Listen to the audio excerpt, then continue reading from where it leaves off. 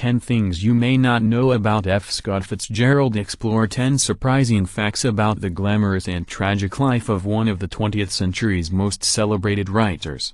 1. He was named after a famous ancestor. Francis Scott Key Fitzgerald was born in St. Paul, Minnesota on September 24, 1896. He was named for Francis Scott Key, the lawyer and writer who penned the lyrics to the Star-Spangled Banner during the War of 1812. The two were only distantly related. Key was a second cousin 3 times removed, but Fitzgerald was known to play up the family connection. While driving past a statue of Key in an alcoholic haze in 1934, he supposedly hopped from the car and hid in the bushes, yelling to a friend, "Oh, don't let Frank see me drunk!"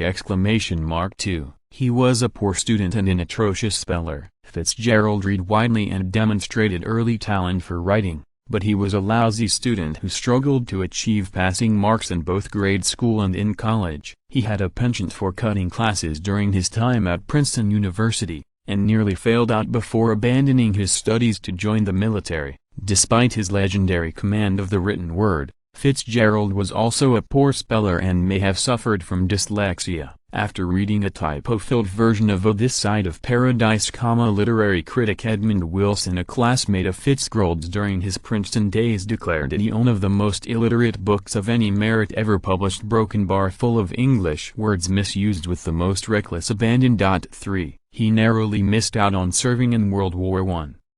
When the United States entered World War I in 1917, Fitzgerald dropped out of Princeton and took a commission as a second lieutenant in the Army. Worried he might die in battle, he began frantically writing in his off hours in the hopes of leaving behind a literary legacy. While he never made it to the battlegrounds of World War I, the November 1918 armistice was signed shortly before he was to be shipped overseas. Fitzgerald did complete a draft of an unpublished novel called The Romantic Egotist, which he later reworked into his smash hit debut This Side of Paradise. 4. His wife Zelda was considered the quintessential 1920s flapper.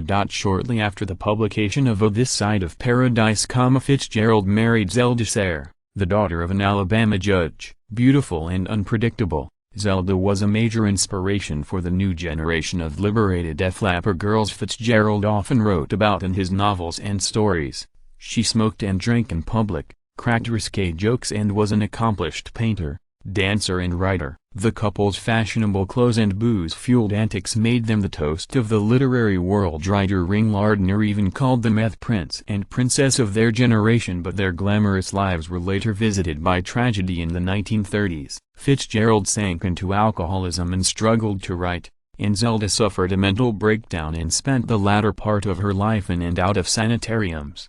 5. He kept an extraordinarily detailed record of his life. Between 1919 and 1937, Fitzgerald obsessively recorded the progress of his life and career in a large, leather-bound business ledger. Much of the ledger is dedicated to recording his published works as a writer and his income, but one section, titled Outline Chart of My Life, provides a month-by-month account of his activities since birth. Fitzgerald documented everything from his first word, up, to his height at age 13. 53, to the date he fell in love with Zelda, September 7, 1918. Many years also include a brief summary sentence. Age 14 is described as a year of much activity but dangerous, while the headline for 1920, the year he first found fame, reads A Revelry and Marriage. The rewards of the year before.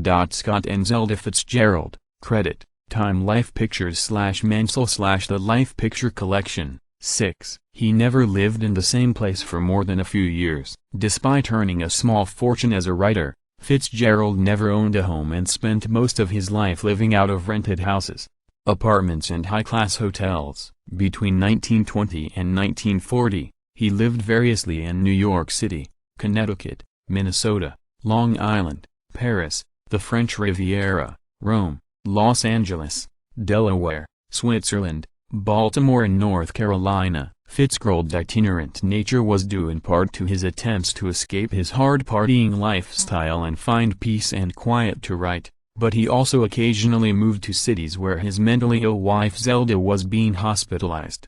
7. He had a rocky friendship with Ernest Hemingway. The macho Hemingway and the urbane Fitzgerald might seem like an odd pairing, but the two authors struck up a fast friendship after meeting in Paris in 1925. Their relationship was complicated by Hemingway's intense dislike of Zelda Fitzgerald, whom he described as heresy and a distraction to her husband's writing. The literary titans drifted apart during the late 1920s, and Hemingway later bashed Fitzgerald in print on more than one occasion. By 1937, Fitzgerald lamented that their friendship was as good as finished.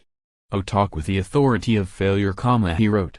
"Oh, Ernest with the authority of success. We could never sit across the table again." Fitzgerald in 1921-8. His most famous work was considered a flop upon its release, despite winning rave reviews from the likes of T.S. Eliot and Edith Wharton. Fitzgerald's 1925 masterpiece Oh, The Great Gatsby was never a bestseller in his lifetime. It performed poorly compared to his first two novels, selling just over 20,000 copies and only turning a meager profit for its publisher. Popular interest in the book didn't spike until World War II, when some 150,000 copies were shipped to U.S. servicemen overseas. Combined with other posthumous re-releases of his work, this Armed Services edition helped revive Fitzgerald's literary reputation and secure Oh, The Great Gatsby a place among the most beloved American novels. The book now sells some 500,000 copies each year.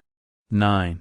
He worked as a Hollywood screenwriter, following a series of career setbacks and repeated attempts to quit drinking. Fitzgerald moved to Los Angeles in 1937 and took a job as a screenwriter with the film studio MGM. He spent over 2 years working as an uncredited script doctor on such films as Oh, Gone with the Wind and Yank at Oxford, but his own scripts, including proposed projects for Greta Garbo and Joan Crawford, were almost universally rejected. In the end, the famous novelist achieved just one Hollywood credit for writing on a 1938 film called Oh, Three Comrades. Oh, just couldn't make the grade as a hack, Fitzgerald quipped after one of his studio contracts was terminated. Oh, that, like everything else, requires a certain practiced excellence. F. Scott Fitzgerald in 1937. 10. He died before finishing his final novel. In 1940, Fitzgerald began writing Oh, The Love of the Last Tycoon, a novel inspired by his experiences working in the trenches of Hollywood. He was in debt and still struggling to remain sober, but he believed his work in progress showed considerable promise.